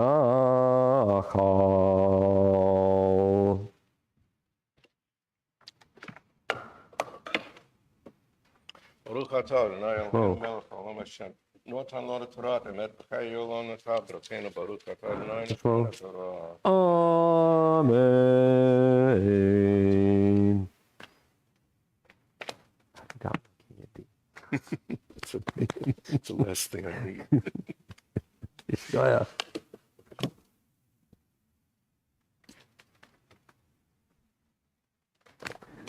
So again, I'm struck by what this means for city elders, you might say, and officers and Kohanim to come forward and say, there's been a death in our neighborhood. There's been a loss. And in a certain way, in the macro view, every person within all of society bears a responsibility, perhaps a small one, but still it's there, to the safety and well-being of every other person in the neighborhood, in the area. And in a way, there's a spiritual burden that falls upon us. And that's what this passage is saying. And the Kohanim and the Shoftim and the elders of the community wash their hands and say, we didn't cause this directly, but in a way, we're still bound to this death of this stranger. To me, it's very powerful, very striking. Can you call me up? Yamod. Melech ben Harav Chaim. Betema. Shvi. Thank you. It's Va'anu V'amru.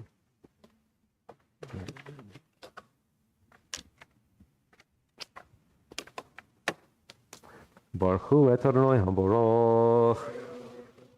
Baruch Adonai Baruch Olam Boed. Baruch Atah Eloheinu melech haolam asher bachar banu mikol ha'amim v'natan et Torah v'natan noten haTorah.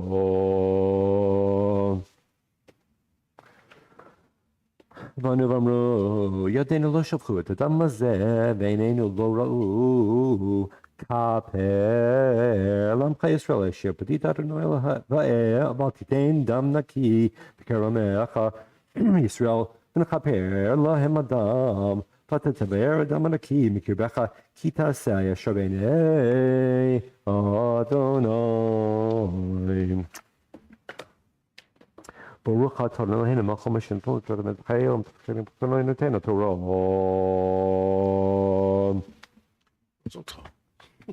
Thank you. Before we have Hagba, I want to touch on one line in this Aliyah. It's verse number 8. The word is kaper, and we should know the word kaper. It's Hebrew. It's related to a word that's about a month away in our lives. Yom Kippur. It's the same word, Kippur. By the way, the name for Yom Kippur in Torah is literally Yom HaKippurim. It's plural. We shorten it, we nickname Kippurim, becomes Kippur. But the name of the holiday in the Torah is Yom HaKippurim. So and Kippur means atonement. And so the holiday in the Torah is called the Day of Atonements, plural. Kippurim, it's the plural. But here we have Kaper L'Amcha Yisrael. So these community elders are saying all of Israel needs some kind of atonement because somebody died in a way on our watch, even though it's not really on our watch. We're thinking about Yom Kippur. Where are we in terms of people in our community? V'yitkadash shemei rabba v'yotechete b'chaye chonu v'yom chonu chaye dechol beit Yisrael ba'gala u'visman kariv v'imero amen yehi shemei rabba mevarach la'olam li'olmei olmaya yitporach Yiporach v'yishtabach v'yitpar v'yitpar v'yinaseh v'yithadar v'yitale v'yitalal shemei dekudesha brichu leila mekaber chata v'shiratam tushbechata v'nechemata da'amiran ba'olma v'yimeru amen.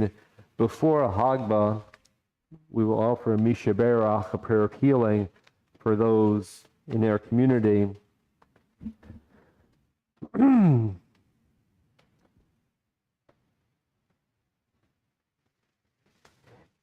you've heard me say this before, but I'm going to say it again, especially in light of this Torah reading which we just read. That ceremony where the elders stepped forward was a response to somebody who died and they didn't know who he was. Wasn't from their neighborhood. Maybe they'd never seen him before. Traveling. Unfortunately, he died. He was unknown. But there was a loss to their spirits, to their community. And when we say Misha Berach, we have a list of names. And these people are known to us. And we hold these names in our hearts and we share them with God. But there are also people out there whom we don't know, we will never know. And in a certain way, we're expanding our focus to include them as well. And if you know somebody, please mention his or her name, pardon me, during this list of names. Excuse me. Mish Berchotenu Avram Yitzchak Teres Rachel V'Leah Kolel Ed Adam Lefcourt Yenta Bat Gisha Avram Yehuda Ben Gisha Chanasar B'Peshaleah Elaleah Bat Aviva LaClaudia Thomas David Shlomo Ben Tovanacham Navaronit Bat Eliza Tom McCarthy Karnia Chaya Bat Tzari Imenu Pat Cockrell Sprinter Babashi Yudah Ben Tzari Imenu Shmuel Shimon Ben Eliyahu Ruth Bat Tzari Imenu Jonathan Mathis Natalie Mathis Tom Bastoni Wendy Fastman Ann Mitchell George Patinos Chaya Esther Ben Nechama Diane Sizemore Yaakov Avram Chana Ben Chayachana Gadiel Galman Tzari Imenu Rivka Bat Kayla Shulamis Bat Kayla Steve Holmes Avi Moshe Ben Mendelchana Rivka Bat Chav Shalifsha Yudis Bas Laverne Monica Knight, Monica Linton, Yaakov Ben Leora, Billy Singleton, Linda Bat Mina, Laura Barron.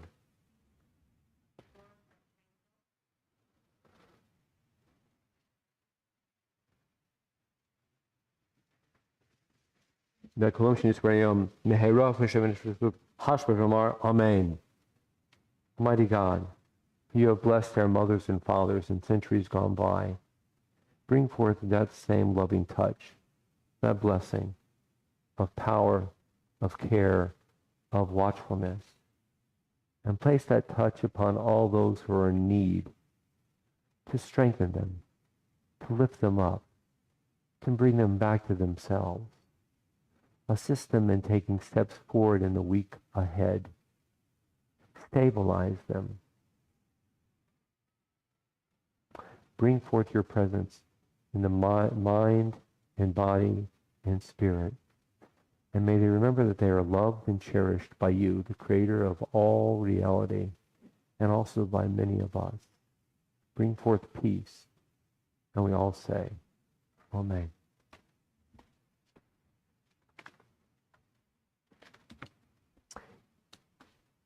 On page 1108, I want to touch on just 2 lines of Haftorah, and then we'll do Hagban Galila.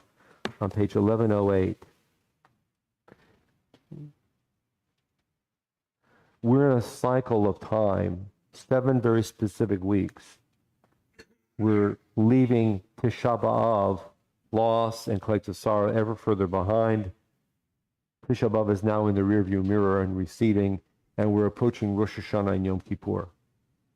And these 7 weeks are called the 7 weeks of comfort. And Isaiah's passages from the book of Isaiah are brought into the Torah reading cycle.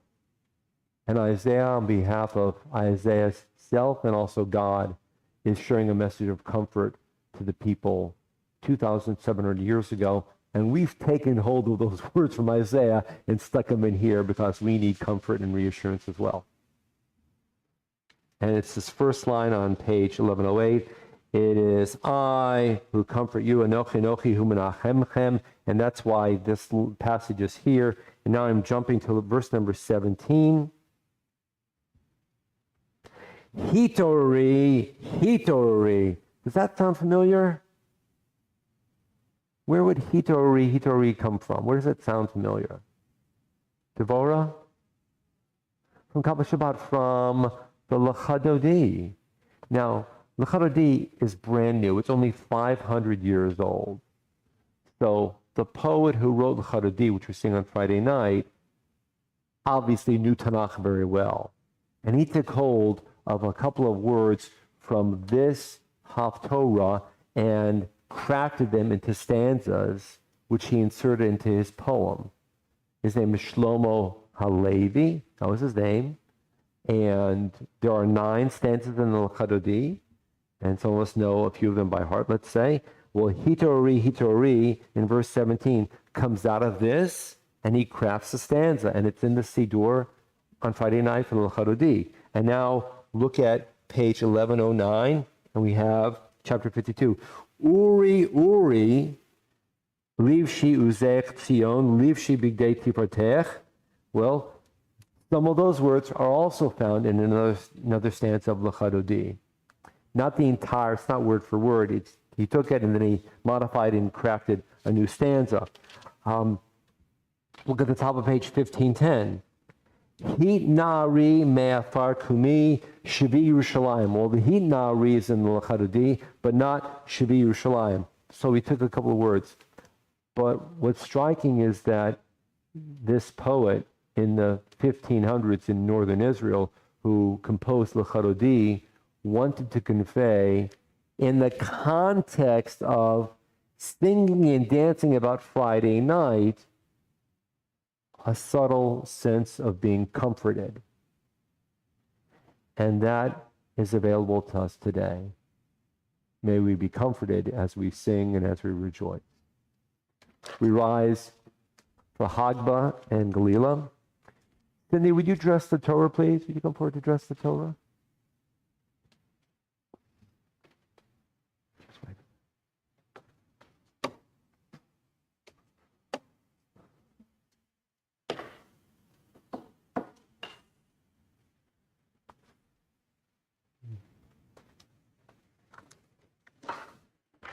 V'zot HaTorah asher sam Moshe livnei b'nei Yisrael al pi Adon. I'll get it. Yad Moshe. Stabilize that. Dundai, dundai, dundai, dundai, dai. Dundai, dundai, dundai, dundai, dai. Dundai, dundai, dundai, dundai, dai. Dundai, dundai, dundai, dundai, dai. Eretz Yisrael b'li Torah, hikega b'li neshama. Eretz Yisrael b'li Torah, hikega b'li neshama. Dundai, dundai, dundai, dundai, dai. Dundai, dundai, dundai, dundai, dai. Dundai, dundai, dundai, dundai, dai. Dundai, dundai, dundai, dun-dai-dun-dai-dai. Eretz Yisrael b'li Torah, hikega b'li neshama. Eretz Yisrael b'li Torah, hikega b'li neshama. Dun-dai, dun-dai, dun-dai, dun-dai-dai. Dun-dai, dun-dai, dun-dai, dun-dai-dai. God bless it. Stand like that.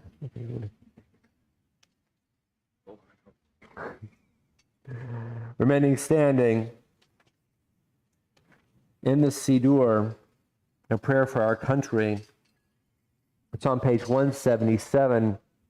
In the left-hand margin, on 177, the left-hand margin, the lower left corner. Fill us all with the gifts of love and courage, that we may create a world that reflects your glory. May we each respond to the charge of your prophet. For what does Adonai demand of you but to act justly, to love kindness, and to walk humbly with your God? May the one who brings peace on high bring peace and prosperity to our world and keep us in safety. And let us say, Amen. The top of page 178, the first line followed by the paragraph. Avinu Shabashamayim, Zur Yisrael v'go'alom, Barech et Medinat Yisrael, Reishit Tzmichat Ge'ulatenum. Avinu Shabashamayim, stronghold and redeemer of the people Israel. Bless the state of Israel, the beginning of our redemption. Shield it with your love. Spread over it the shelter of your peace. Guide its leaders and advisors with your light and your truth. Help them with your good counsel. Strengthen the hands of those who defend our holy land. Deliver them. Crown their efforts with triumph.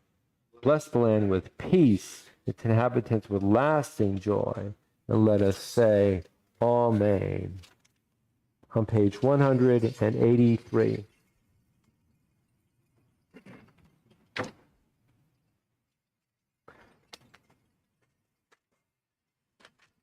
Pardon me, page 184, the last three lines. Page 184, it's the eighth line on page 184.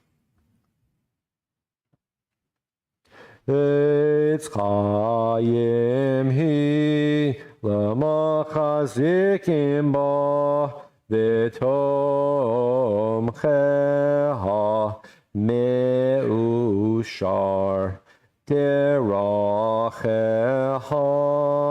Darchen Oam V'chol Netivoteha Shalom Hashivenu Adonai Elecha V'nashuva Chadesh Chadesh Yameinu Chadesh Yameinu Keken.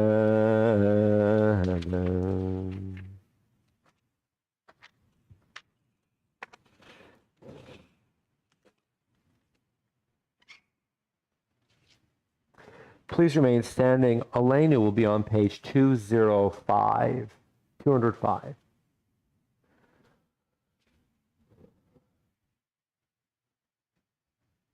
Aleinu leshabeach ladon hakol latet gdula leotzer breshit shelo asanek goye haratzot velo samanu kemishpachot adamam shelo sam chelkenu kahem v'gor aleinu kechol hamonam v'anachnu korim umishtachavim umodim lifnei melech malchei hamlochim HaKadosh Baruch Hu Shehu Noteh Shamayim Miyosei Haaretz ומושב יקרו בשמיים ממעל, ושכינת זו בגבי מרומים. הוא אלוהינו אין עוד, אמת מלכנו ובזולתו, ככתוב בתורתו, וידעת היום והשבת אל לבבך, כי אדוני הוא האלוהים בשמיים ממעל, ועל הארץ מתחת אין עוד.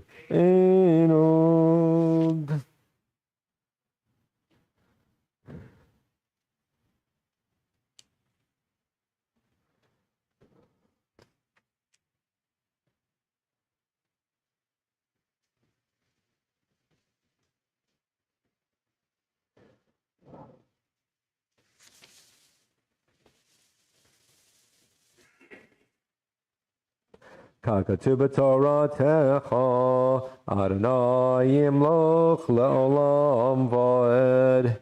ונאמר, והיה אדוני למלך על כל הארץ.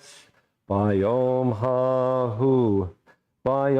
ההוא יהיה אדוני אחד, ושמו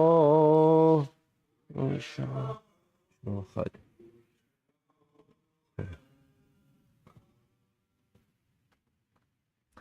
In a moment, the Mourner's Kaddish on page 207, and those so inclined remain standing for the Mourner's Kaddish on page 207.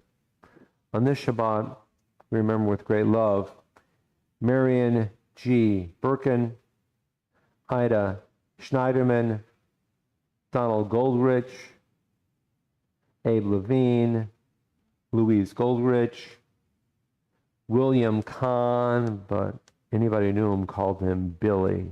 Remember Billy Kahn.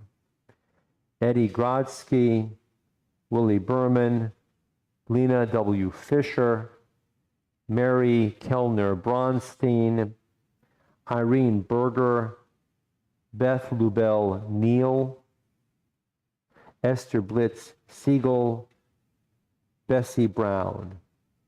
Are there any other names to mention today? And perhaps those joining in at home have a name to share as well. Yitkadal v'yitkadash shemei rabah. Amen. Be'olma divra chirute v'yamlich malchute. B'chayechon u'v'yomechon u'v'chaye techol beit Yisrael.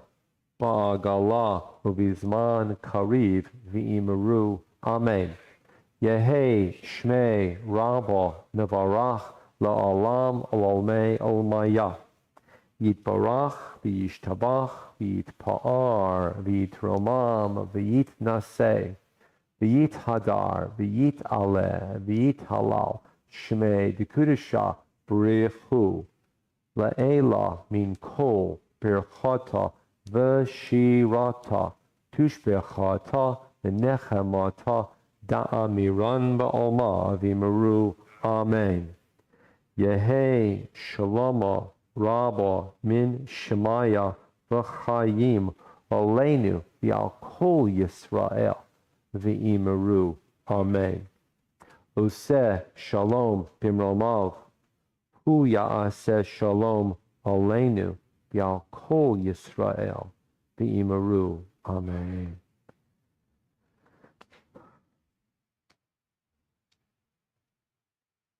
It's called Mourner's Kaddish, but the Hebrew on the facing page is Kaddish Yatom, and that's the more familiar Hebrew term. Yatom means orphan. So the originating label, you might say, for this prayer is that it's recited by an orphan. Obviously thinking of parents, but by extension thinking of all loved ones. And as you know, There's no mention of loss or sorrow in this prayer. There's no mention of death. The first two major paragraphs speak of faith in God and hope. And the last little stanzas speak of peace for Israel and the entire world. And the way that Jewish people remember loved ones who have died is by looking out in the world and trying to say, once again, I have faith in a greater purpose, a personal connection with God, and that someday there'll be peace in the world. And in a way, I have a little bit of a role to play in bringing that peace into the world. That's how we respond to loss and sorrow. Hope and making a pledge of bringing peace into the world. What a profound message. We'll conclude in a moment on page 211 with Yadon Olam. Reminders, of course, tonight Havdalah is at 8 o'clock. Monday, the office is closed. It's Labor Day. And no Tanakh will resume the following Monday. Hebrew on Tuesday. Adult Hebrew is on YouTube. And Adult Spirit Discussion is on Zoom. And I think that's it for right now. Oh, don't forget, September 7th, if you want to join, come to that preview at the Burnham Hall in the Ben May Library for the introduction, you might say, of the Ken Burns documentary. You've got to RSVP to the Federation office. It's free, but you've got to register. There'll be light refreshments. It's an excerpt, I'm told. I don't know anything about it. And Professor Alexandria Rubel of the History Department of Springfield College will be sharing some comments. Ken Burns prepared a documentary. It's called The U.S. and the Holocaust, and it's going to be broadcast on PBS 3 nights, September 18th, 19th, and 20th. And this is a sneak preview of a part of it, and it's free. But if you want to come, you got to RSVP to the Federation office. And that's the 7th September at 7 p.m. downtown. Page 211. Adon Olam Asher Malach B'terem Kol Yitzir Nivra Li'et Nasa V'chetza Kol Azai Melech Shemo Nikra Azai Melech Shemo Nikra V'yacharei Kichlot HaKol Levado Yimloch Nora V'hu Haya V'hu Hoved V'hu Yiyeh B'tifara V'hu Yiyeh B'tifara V'hu Echad V'yein Sheni Laham Shilo Lahakbira V'li Reshit V'li Tachlit V'lo Ha'oz V'ha'misra V'lo Ha'oz V'ha'misra V'hu Eli V'chai Goali V'tzur Chevli V'yeit Tzara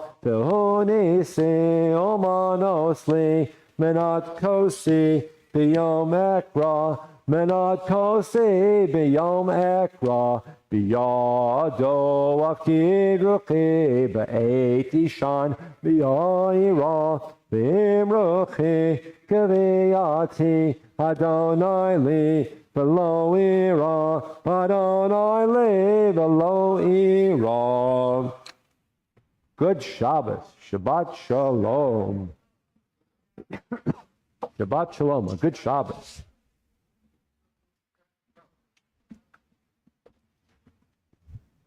And to those joining in at home, we hope you enjoy your Labor Day weekend. Relax, take a breath, and then ask yourself, how can I bring meaning into my life in the weeks ahead as we anticipate Rosh Hashanah and Yom Kippur with hope and promise and resolve to bring peace into the world? I hope to see you soon, perhaps in the near future at the shul. For now, good Shabbos, Litro.